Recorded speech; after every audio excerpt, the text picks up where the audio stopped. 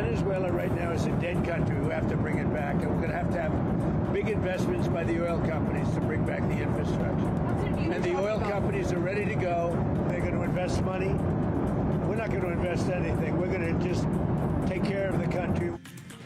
Ousted Venezuelan President Nicolas Maduro and his wife expected to appear in federal court today, already on their way after being captured during a U.S. military raid. What President Trump is now saying about future plans for the nation and how lawmakers are responding to this operation. Officials here in the state of California are taking steps to ensure the safety of Caltrans workers. What's outlined in a new law aimed at protecting them on the job and what consequences you could face if caught breaking it. Lawmakers will return to Washington, D.C. today to kick off the second session of the 119th Congress. A look at top priorities on their to-do list, plus how much time they have to work out a budget for the federal government in hopes of avoiding another shutdown. And no real rain expected for us today. However, we could see some snowfall later this week and the development of fog. We're tracking it all for you, and we'll look at it coming up in your Great Day forecast. You're watching Fox 26, and now, Great Day.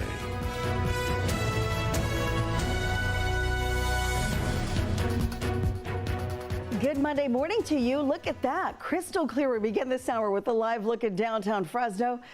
After the storm of the weekend, today's high in Fresno will be 60 degrees. This shot more than makes up for every time that we tell you. I promise you it's back there. We've got a lot of fog, but it's somewhere there. We got there eventually. Exactly. A beautiful Fresno skyline. Happy Monday to you. I'm Liz Gonzalez. I'm Carl Cook. And I'm Justin Willis. Thank you for joining us. So it looks good now. Later this week, though, we might be saying it's somewhere back there. For now. Yeah, for now. So we do have the possibility for fog later this week. Today, though, I think we can just enjoy a rather calm day after a pretty wild weekend weather-wise here for us. Not any real rain going on for us today. There might be some sprinkles there this morning there. Should clear out a little bit for us, and then we could see a few more sprinkles this afternoon. So some kind of just some lingering moisture out of this storm that is trying to finish out here across the state. But we got some things picking up there where we could see some heavy rain in other parts of the state, which I'll brief you on a little bit here. But for now, your current conditions look like this. We're at 49 degrees at the moment. Winds are out of the east at 3 miles an hour, and the dew point's at 45. All right, coming up next, well, actually, let's take a look at the day planner here and see what else is happening. 53 at 10, 58 at noon, and 56 at 5 o'clock. There we go. 5 to 10 mile an hour winds expected for you today as well. And that next weather maker. Okay, so we have a good chance for some snow for all you skiers and snowboarders, but you got to wait just a tad for it. I'll explain coming up. Here is a live look at New York City.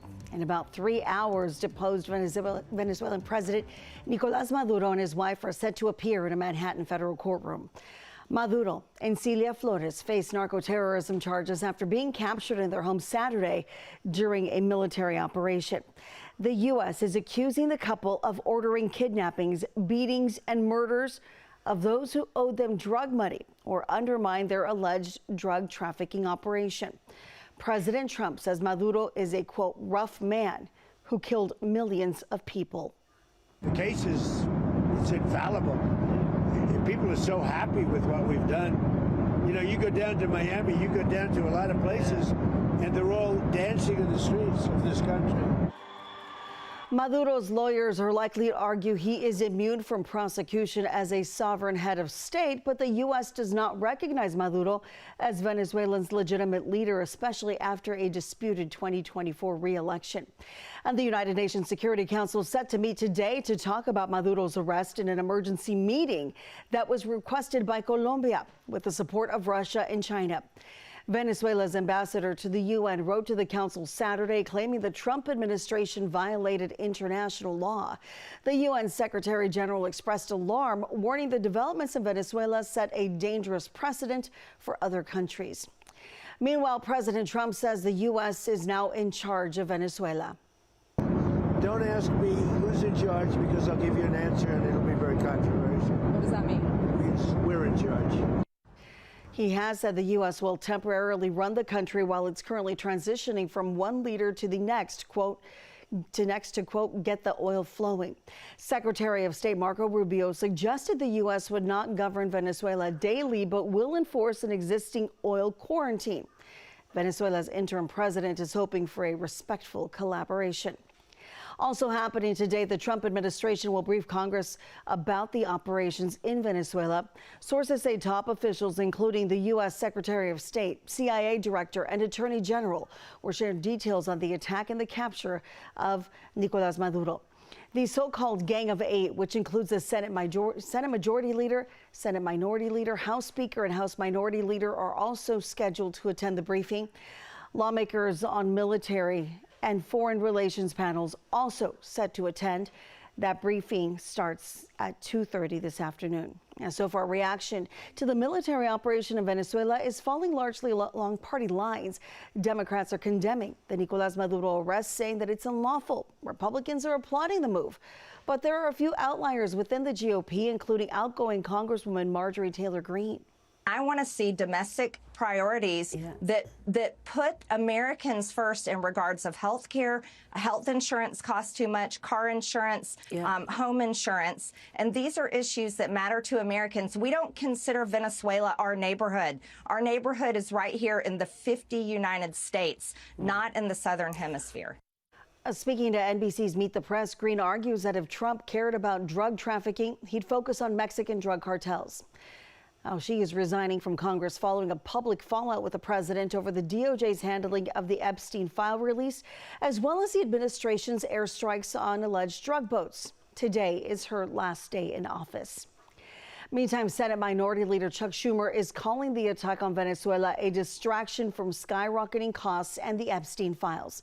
In a post to social media, he says the administration told him 3 separate times it was not pursuing regime change or taking military action in Venezuela. He also said the idea that President Trump plans to run Venezuela should, quote, strike fear in the hearts of all Americans. Just over 2 weeks ago, the U.S. House of Representatives narrowly defeated a war powers resolution to block unauthorized U.S. military action against Venezuela without the approval of Congress. The measure, introduced by Democratic Representative Jim McGovern, failed by a 211 to 213 vote. 3 Republicans joined Democrats in voting for the resolution. Representatives Don Bacon, Marjorie Taylor Greene, who you just heard from there, and Thomas Massie. Recently pardoned Texas Democrat Henry Cuellar joined Republicans to vote no against the resolution after some spirited debate. Americans do not want another Iraq.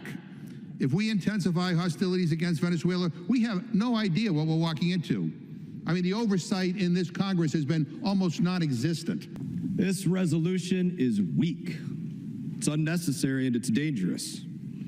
It's also not about oversight. It's not about the Constitution. It's about tying, just like the last resolution, tying the president's hands.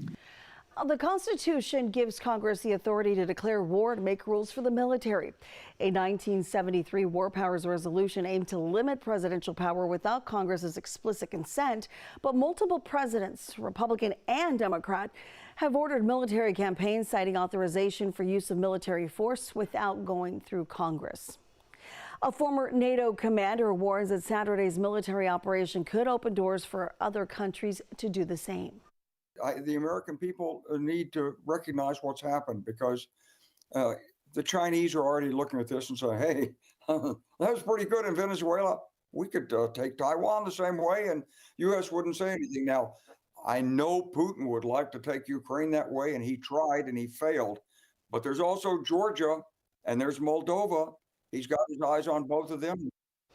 Clark also said the military strike was illegal, noting it likely violated international law, and pointed to the Trump administration did not inform Congress or get permission of the War Powers Act. And we want to know what you think, so get your phones and tablets ready to vote. Do you think the United States' reason for attacking Venezuela is justified? Yes or no? An overwhelming number of you right now, 85%, are saying yes. If you haven't chimed in yet, we want to know what you think. So just scan the QR code on your screen. You can just hold up your cell phone to it with the camera, or go to kmph.com/poll to join this conversation. We're going to continue to monitor the story as it develops throughout the morning. A little later this hour, we'll hear more reaction from the international community as well as Venezuelans on Maduro's removal from power.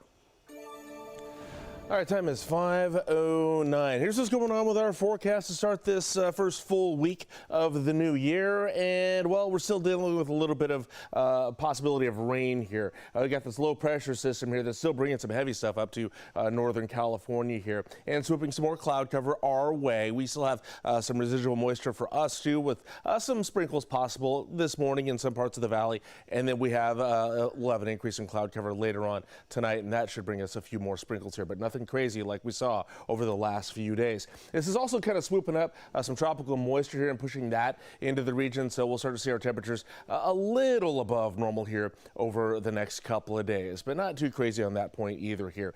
Still some alerts going on because of all the weather that's going on. Of course, Northern California dealing with a winter storm warning all over the place there, especially there a little further inland there, and then along the Sierra Nevada mountains as well with that winter storm warning as well. The northern Sierra really on that. Got an aviation weather warning going on this afternoon, or until this afternoon at 4 o'clock there, just south of Sacramento.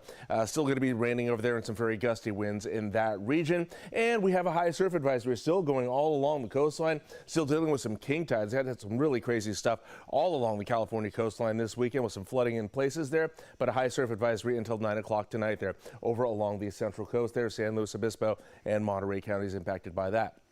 All right, so looking at this storm as it tries to work its way out of our area, we're not going to see too much development here in the Central Valley here, but look at the coastline there. San Francisco could see some heavy rain tonight there, same for Monterey, and that band of moisture is really going to impact just south of Monterey there until tomorrow there. We'll start to see a few more raindrops here on Wednesday afternoon there with snow dropping into the Sierra Nevada mountains, but it gets heavier there about the middle of the week. About Wednesday night there, we'll see some heavy stuff there. Look at that, all up and down the Sierra Nevada mountains there. That means fresh snow for China Peak there this coming weekend, so conditions should be great up there. And then that'll be it there. So we're not really looking at any more rain probably until middle end of this month. So we should be done with it after this week. All right, here's what we're looking at for the next 3 days. Temperature-wise, yeah, again, above normal. 60 degrees is our high today. That's 6 degrees above normal. Even warmer tomorrow at 63. And then we drop back down to 57 there, and then we should see plenty of the sun here for the rest of the week. All right, coming up in just a bit, we will take a look at the highs and lows across the rest of the San Joaquin Valley for your Monday. Time is now 5:11. A new bill authorizing speed cameras in highway work zones set to take effect this year. Why state assembly members are confident this law will help protect roadside workers. Hi, I'm Monty Torres with Fox 26 News on YouTube. Thank you for checking out our YouTube channel, where we have loads of great content for you to choose from. And while you're here, why not click on the subscribe button right here? That way you can stay in touch with all the latest breaking news, everything news related within the Central Valley. And thank you for watching.